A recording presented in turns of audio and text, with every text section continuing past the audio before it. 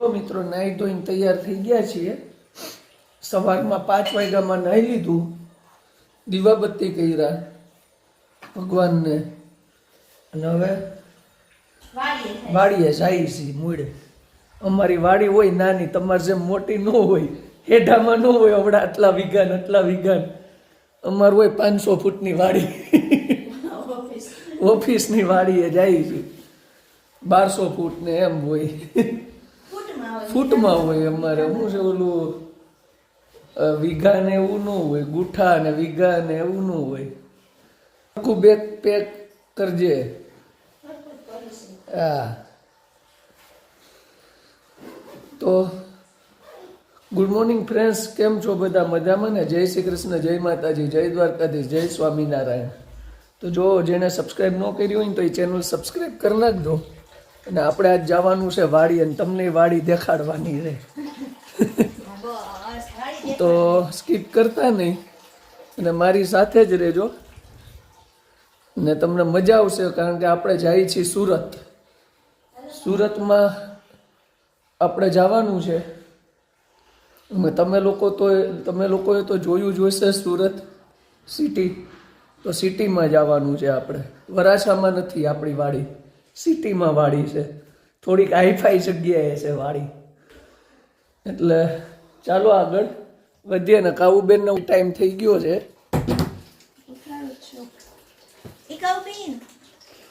અને એને એની નાની વાડીએ મોકલ. એની વાડી તમારી વાડી કરતા મોટી છે. એવું છે? હા, ઠીક. એને તો બગીચો ને એવું છે એની વાડીમાં. એની વાડીમાં તો હોય જ ને કાકાઉ, ફૂલ ને એવું બધું છે. તમારી વાડી જેવી નથી એની વાડી. અમારી વાડીમાં અમને આપે છે, આને આપણે દેવા પડે. દેવા પડે છે એટલે આપે છે ને, વિદ્યા આપે છે.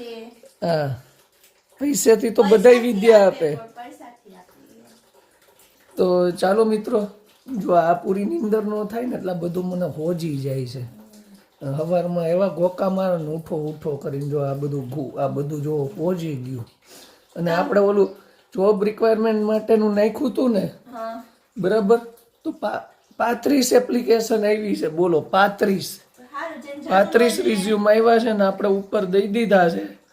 એટલે હવે બધાને HR માંથી ફોન જાશે, સિલેક્ટ થશે. એ બધાના ઇન્ટરવ્યુ થશે. અને એમાંથી ભલે ને 35 માંથી 10 સિલેક્ટ થાય કે 15 થાય, તો જે થાય એ સારું. એમ એટલા લોકોને નોકરી તો મળી જાય. બરાબર કે નહીં? તને પૂછું છું બીજું. જો આવું જ કરે, આ ક્યાંક એવા ખોવાઈ જાય ને આસમાનમાં. હું અમારામાં હોય, તમારે જેમ હવારમાં થોડી હું નવરી છું. હા, કાકાવી આ જા પાછી ખુલી. સારું, હાલો મિત્રો.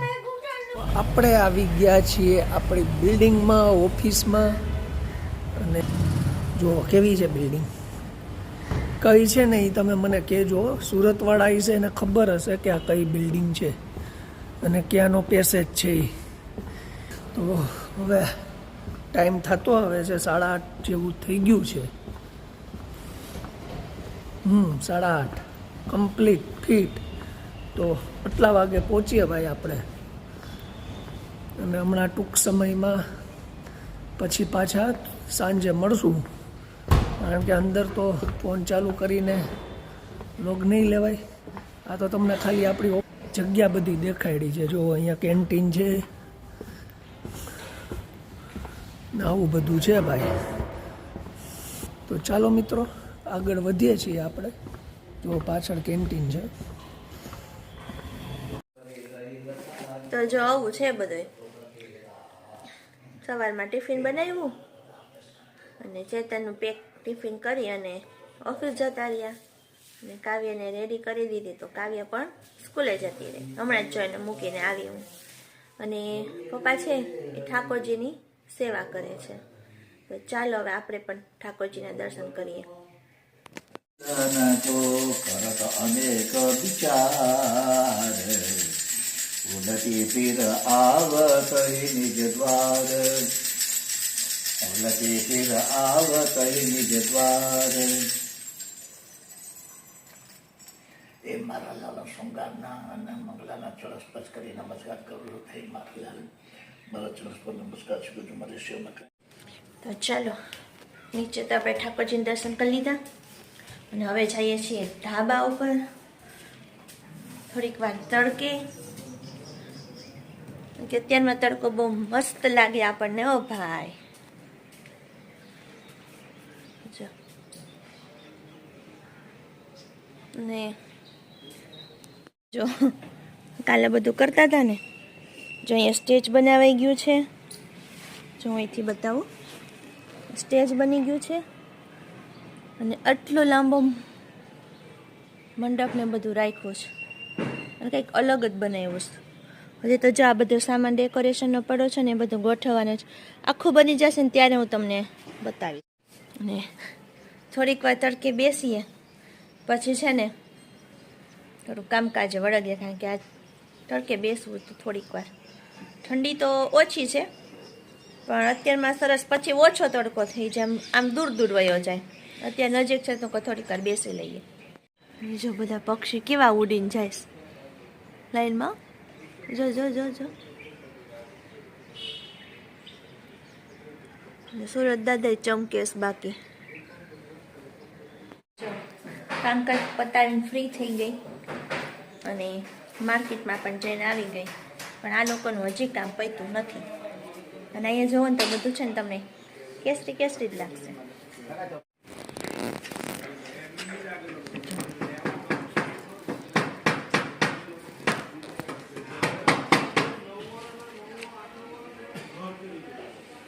અને જો આપણી રસોઈ પણ બની ગઈ છે.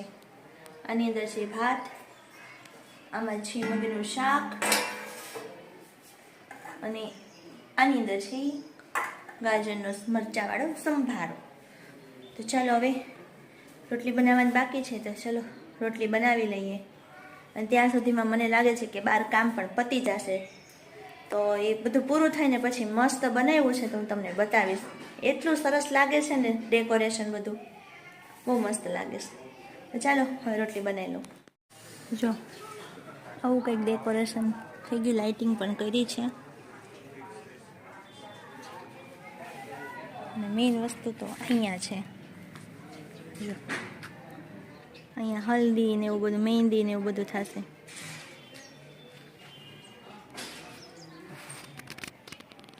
આવો કંઈક લુક આવે છે.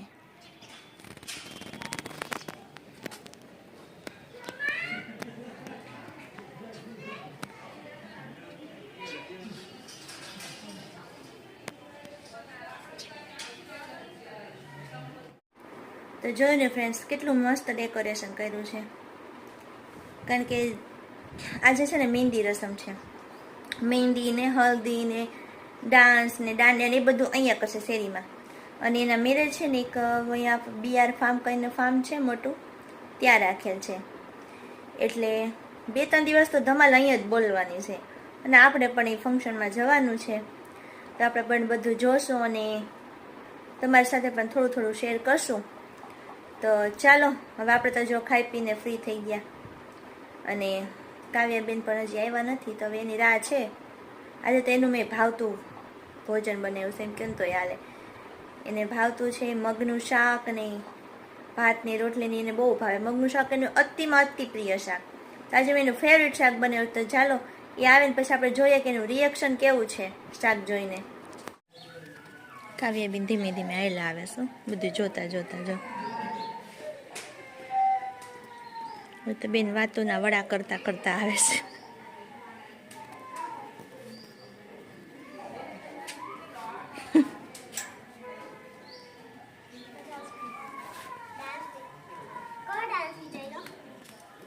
જમણ કૂદું. તે કયો વિચાર્યો ડાન્સ? તે કયો ડાન્સ વિચાર્યો?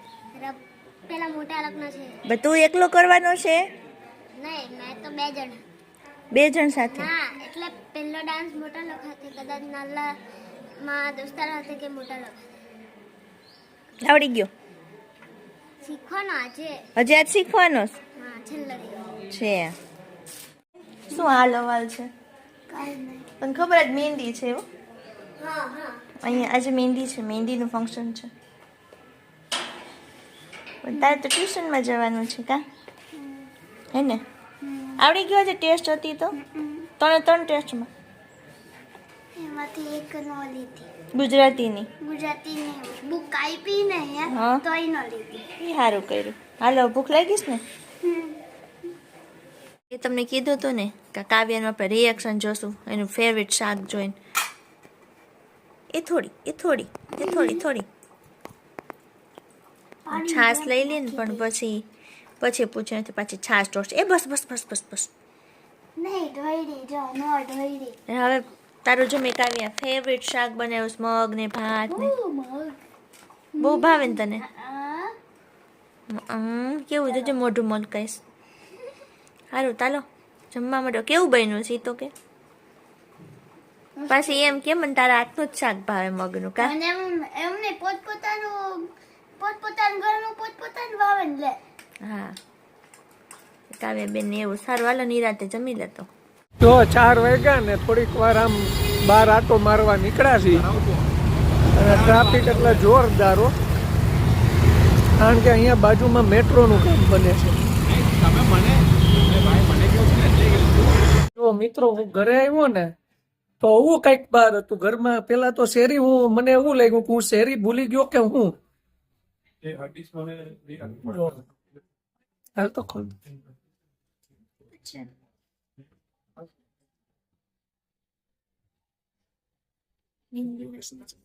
જો મહેંદી રસમ ચાલે છે અહીંયા.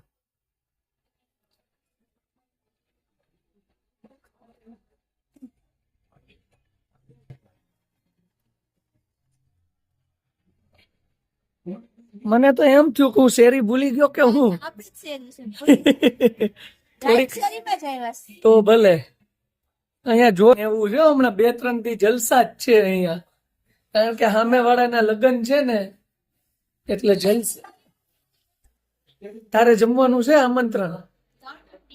ઓહો 3 દિનનું આમંત્રણ આવ્યું છે પણ જમવાનું. અને આવી રીતે જો આખી શેરી છે ને શણગારી નાખી અને મહેંદી રસમ આજે ચાલુ છે. તો ચાલો મિત્રો હવે આપણે આ બ્લોગ અહીંયા પૂરો કરીએ છીએ. નેક્સ્ટ બ્લોગમાં પાછા મળશું. બધાને જય શ્રી કૃષ્ણ, જય માતાજી, જય દ્વારકાધીશ, જય સ્વામિનારાયણ.